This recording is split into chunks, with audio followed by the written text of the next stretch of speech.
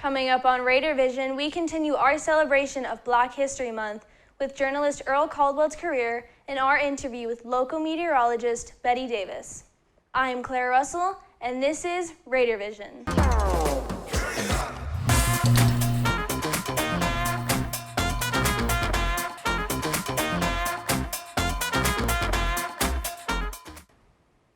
The Portuguese Club will be holding a Carnival celebration via Zoom on Wednesday, February 24th at 3:15 p.m.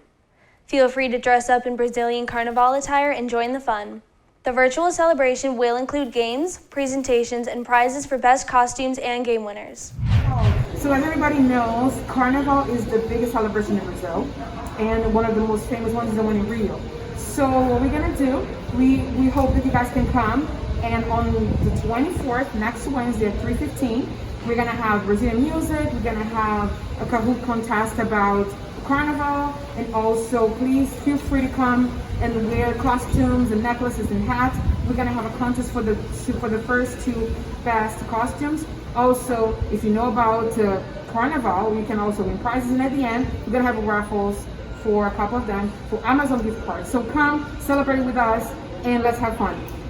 The Portuguese Club is also sponsoring a FIFA tournament beginning March 16th. The cost to enter the tournament is $5. If you'd like to participate, DM Gulliver Portuguese Club on Instagram.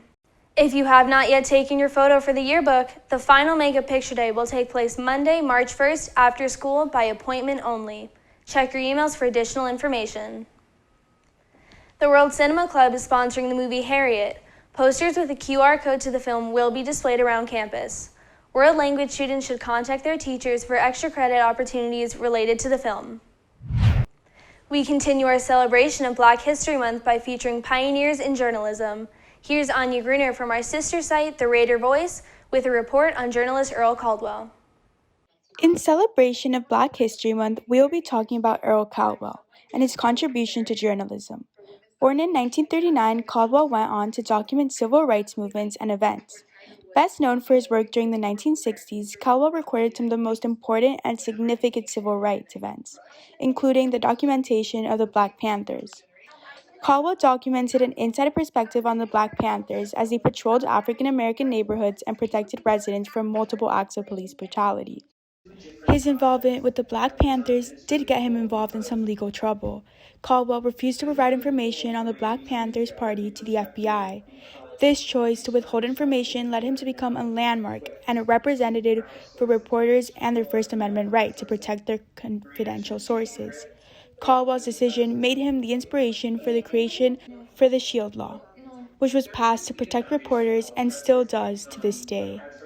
After this, he continued to dedicate his career to highlighting the important events of African Americans and documented many of the riots which shook Black America during the late 1960s. Caldwell was the first Black reporter assigned by the Times to follow Martin Luther King Jr., the civil rights leader, and is best known for being the only reporter present during his assassination. Caldwell was also known to go against the norms and do whatever needed to speak up for the Black Americans who did not have a voice. This is especially true when Caldwell broke the norm and became the first Black journalist to write a regular column for the New York Daily News. He broke this barrier when he reported a story of 6 Haitian male cab drivers who were raped by a police officer. The city had not spoken up about this event, so Caldwell felt the need to take it into his own hands. Caldwell wrote this story, although he faced major consequences and was later fired from the Daily News. Caldwell went on to win the National Association of Black Journalists President's Award, which congratulated him for his prestige. Caldwell continues to be a notable African American journalist whose fame of speaking up for Black Americans continues. This is Anya Gruner reporting for Raider Voice. Now to Priya with sports. Thanks, Claire. The girls' varsity soccer team passed the regional quarterfinals with ease while beating Hialeah Miami Lakes 8-0. Ariana Hernando and Alaya Rakauskas both had 2 goals each. Then Julia Hornstein, Victoria Figueroa, Mia Sullivan, and Caro Hassan added 1 goal each. The varsity girls soccer team has an upcoming regional finals home game against Cardinal Gibbons tomorrow at 3 p.m. at Sean Taylor Memorial Field. Varsity girls soccer defeated Key West 2-0 in the regional semifinals. Goals were scored by Carolina Egea and Caitlin Hartnett. In other soccer news, The boys team also had an easy win against Miami Springs 8-0. Sophomore Mateo Acosta Rubio and senior Marco Gutierrez picked up 2 goals. Junior Pablo Perez Bedmar had 1 goal. And an amazing performance by Alec Villa with his first ever hat trick. Varsity boys soccer proved their worth in offense and defense with a 4-0 score against Matter Lakes Academy on Saturday. The Raiders faced regional finalist Jensen Beach in the finals this week. More info to be announced. Varsity boys lacrosse have started off their season strong. They faced off against Coral Shores and blew them off with a score of 24-0. Kyle Goldberg led the Raiders with 4 goals and 2 assists, followed by Tanner Jenkins with 3 goals and 2 assists, and Carson Haggard with 1 goal and 2 assists. Their second game followed strong with a 9-7 game over Columbus. Girls lacrosse also had their first game of the season, unfortunately losing 8-14 to Palmetto. Morgan Vasquez and Caro Hassan both scored hat tricks, with Natalie Guillamon and Sasha Boyers coming out with 1 goal each. For the first game of their season, the team played very well. Here's the weather. We're looking at some great weather this week. We see sunny skies with a few clouds overhead, with temperatures ranging from low 70s to low 80s. As far as temperature goes, the days look pretty similar, with a 30 to 0% chance of rain throughout the whole week. Now back to the desk. Continuing with our series featuring local journalists, reporter Carlos Escatet had a chance to speak with Local 10's chief meteorologist, Betty Davis. Good morning, Gulliver.